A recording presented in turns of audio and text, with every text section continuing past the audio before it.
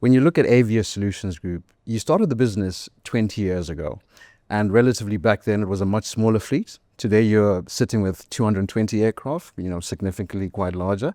2030, you've got your eye on 700 aircraft as well. Now, something you speak about quite consistently is the group's equity story. Today, what's your elevator pitch in describing the whole of Avia Solutions Group as a business?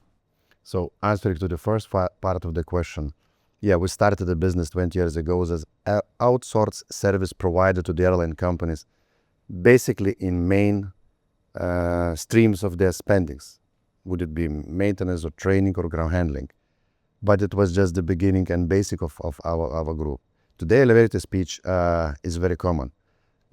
Global 7 continents, 6 continents, if we carve out Antarctica, it's very much impacted by the seasonality.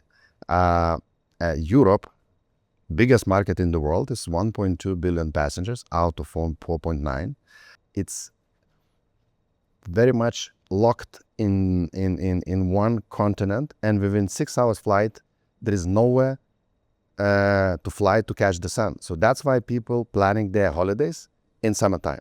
So all European narrow-bodies airline companies losing money in wintertime because we have excess capacity, and we're earning extra money in summertime. So in other words, we need 40% more capacity in summertime than in wintertime.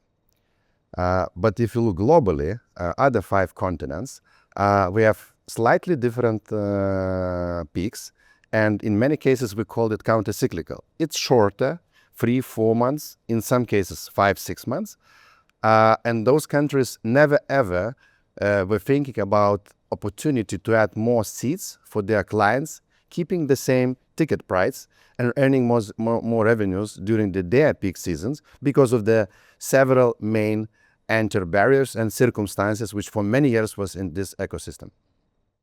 I want to still stay at the origins and at the beginning here, because something you also do mention is that you stumbled into ACMI unknowingly, but in hindsight, it's become a multi-billion-dollar revenue business. What aspects about that or about ACMI back then confirmed to you that, okay, this is the right decision for the group to go in?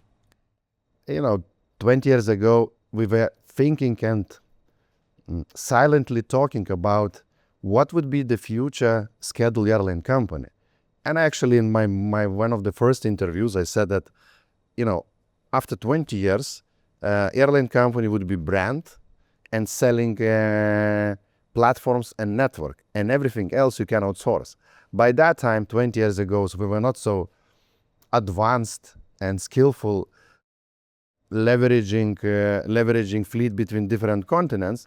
But there were full charter services, tour operator or online platform could outsource full flight, selling tickets. So currently we came to the stage that traditional scheduled airline companies, first of all, can rightly manage their capacity, reducing and increasing number of the seats depending on the peaks, and still we're in the same edge. There is a opportunity to outsource everything.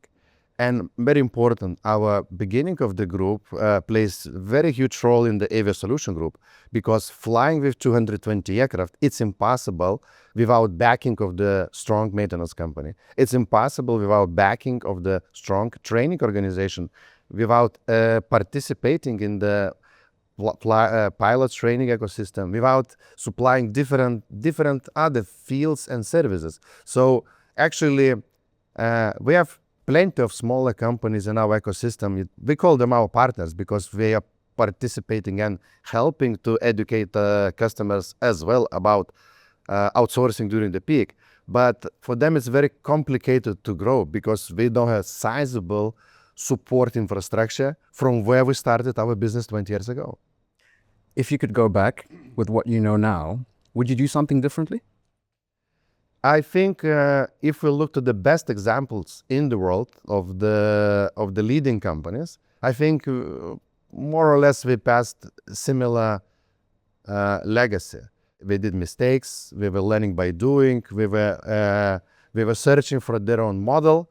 And when smart people with the initiative, with the ambitious running businesses, and I called the Avia Solutions team one of the youngest team in the aviation ecosystem, aerospace ecosystem. So we are still driven by the ambitious. We are owners of this company, all management owners of the company, and I think we are on the right way. And you mentioned 700 aircraft. This is a half of addressable market. This is actually number which came out from our ambitious to remain leading ACMI company in the world, drive demand, because demand is driven by the supply, by the education of our customers, by the education of the aviation authorities, and our goal is quite sustainable. Just half of the today addressable market, which is growing with every year fleet growth.